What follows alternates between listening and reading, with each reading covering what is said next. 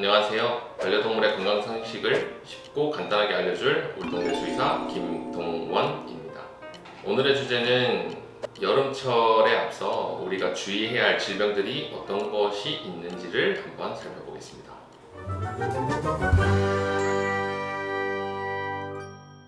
이제 날이 무더워지면서 우리 아이들이 산책을 더 많이 하게 되고 더 좋은 곳으로 여행을 하게 되면서 많은 사례들로 동물병원에 내원을 해주시는 경우가 많습니다.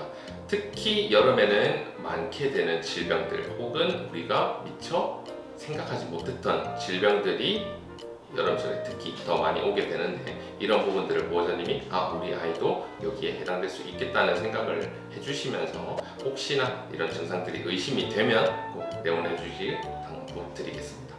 먼저 첫 번째로는 진드기입니다. 진드기는 이제 풀밭에 많게 되는데 진드기 자체로 해가 되는 경우는 많이 드뭅니다. 하지만 진드기 속에 기생하는 기생충들, 특히 그 중에서도 메시아라는 주혈흡충 기생충들이 안에 서식을 하게 되면 진드기를 통해서 우리 아이의 몸 속으로 들어가게 되는데, 그렇게 되면 빈혈이나 혈소판 감소증 등이 일어날 수 있기 때문에 우리 아이가 진드기에 물렸다면 꼭 그냥 단순히 핀셋으로 집에서 뽑으려고 하지 마시고 원내에서 확인한 다음에 상담을 통해서 꼭 제거하시는 것을 추천드리겠습니다. 또한 여름철만이라도 외부 기생충을 추가적으로 접종하시는 것을 꼭 권장드리겠습니다. 우리 많은 보호자님들이 심장사상충에 대해서는 이제 경각심을 가지고 많은 예방을 해주십니다. 허나 여름철에는 특히 진드기 이런 부분들이 많기 때문에 외부 기생충 추가로 해주신다면 좀 더 높은 방어력을 유지하면서 우리 아이를 더 지켜내줄 수 있을 것 같습니다. 다만 외부 기생충이나 심장사상충 등을 외용제를 추가로 한다고 해서 진드기 자체가 물리지 않는 건 아니기 때문에 진드기가 물고 빨리 그 약을 흡수해서 죽는 것을 유도하는 것이기 때문에 무조건 우리는 심장사상충, 외부 기생충을 했기 때문에 진드기에 물릴 일은 없어 라고 생각하시는 것은 아닙니다. 두 번째로 주의할 부분은 열사병입니다. 특히 우리 아이가 비만인 친구이거나 아니면 너무나도 활동적이어서 흥분을 주체 못할 때, 특히 여름철 조금이라도 서늘한 시간에 보호자님들이 많이 나가시는데요. 아무리 서늘한 곳이라도 여름철에는 지열이 있기 때문에 아이들은 우리가 체감하는 온도보다 더 높은 열을 받게 됩니다. 그렇게 됐을 때 우리 아이는 여름에 특히 햇빛 많을 때는 산책을 못하게 제한하다가 갑작스럽게 나가는 경우가 많기 때문에 너무나도 뛰어다니게 되면은 어느 순간 본인의 열을 주체 못해서 열사병으로 빠지는 경우가 많습니다. 특히 열사병인 경우에서는 애가 많이 핵핵대고 물을 마시더라도 힘들어하는 경우, 그리고 갑작스럽게 기력이 처지는 경우가 많습니다. 그렇게 되면 우리 아이가 열사병인지 아닌지를 확인하기 위해서 원내에 꼭 내원해 주시는 것을 감사하겠습니다. 열사병을 방지하는 방법은 다양하게 있습니다. 정말로 무리하지 않게 활동을 하는 것을 제한해 주시는 방식, 그리고 꼭 주기적으로 우리 아이가 힘들어하거나 열이 높을 경우에서는 물을 공급해 주거나 물을 조금씩 뿌려주거나 하면서 몸의 체온을 계속 주기적으로 낮춰주시는 것이 제일 중요합니다.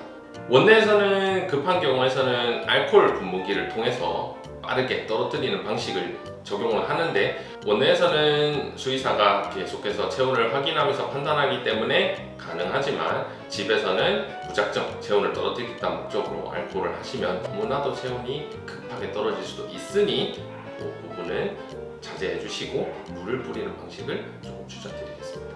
세 번째는 말라제치아 외염, 세균성 외염입니다. 우리 아이들이 활동을 더더욱 많이 하게 되고 풀밭에 많이 가게 되고, 그렇게 하면서 활동 범위가 넓어지게 되면 보호자님들이 당연히 더 많이 하시는 것은 목욕입니다.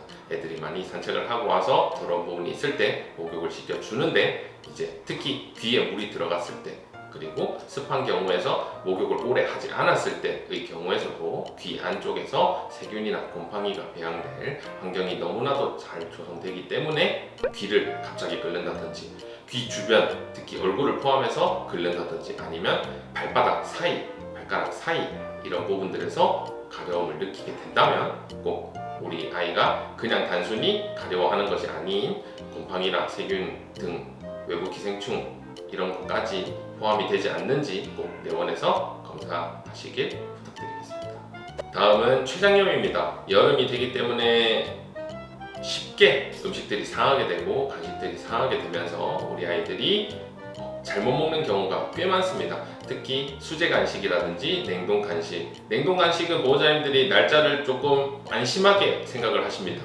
냉동을 했기 때문에 보관이 용이하기 때문에 오래 놔둬도 되지 않는지 라는 판단을 하게 되시는데, 우리 사람도 마찬가지로 불안한 경우, 혹시라도 찝찝한 경우는 우리 아이에게 먹는다면 바로 해가 됩니다. 특히 많은 아이들이 췌장염이나 출혈성 위장염으로 급하게 내원해 주시는 경우가 많은데, 꼭 대부분의 췌장염인 경우는 먹는 부분에서 일어나는 경우가 많다는 점을 유의해 주시면서, 혹시나 우리 아이가 구토, 설사, 식욕부진, 복통 이런 것이 있을 때 2, 3일 전까지 확인을 해보시면서 먹은 게 잘못된 건 없는지, 새로운 걸 먹은 건 없는지 이런 것들을 꼭 확인해 주시면서 내원을 해주시면 감사하겠습니다. 마지막으로는 제일 중요한 부분인 심장병입니다.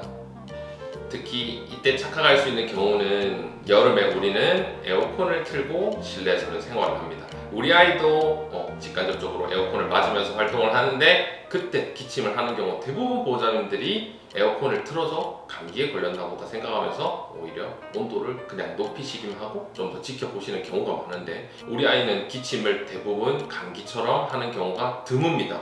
그렇기 때문에 다른 부분의 원인을 꼭 찾아야 하는데, 여름인 경우 에어컨 때문에 보호자님들이 심장병임에도 불구하고 늦게 오시는 경우를 많이 봤습니다. 꼭 내원해 주셔서 심장병인지 아니면 폐의 문제인지 기관에 문제가 있는지를 꼭 확인을 위해서, 이런 경우에서는 간단한 경우에서 빨리 잡는 것이 제일 좋기 때문에 엑스레이, 흉부 방사선만이라도 촬영하시는 것을 꼭 권장드리겠습니다.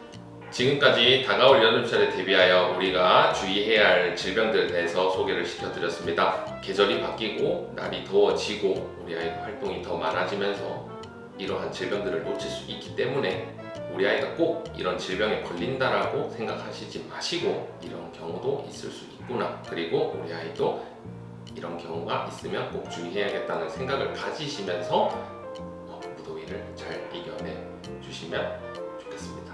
오늘 보신 내용이 유익하셨다면 구독과 좋아요 부탁드리겠습니다. 지금까지 우리 동네 수의사 김동원이었습니다. 감사합니다.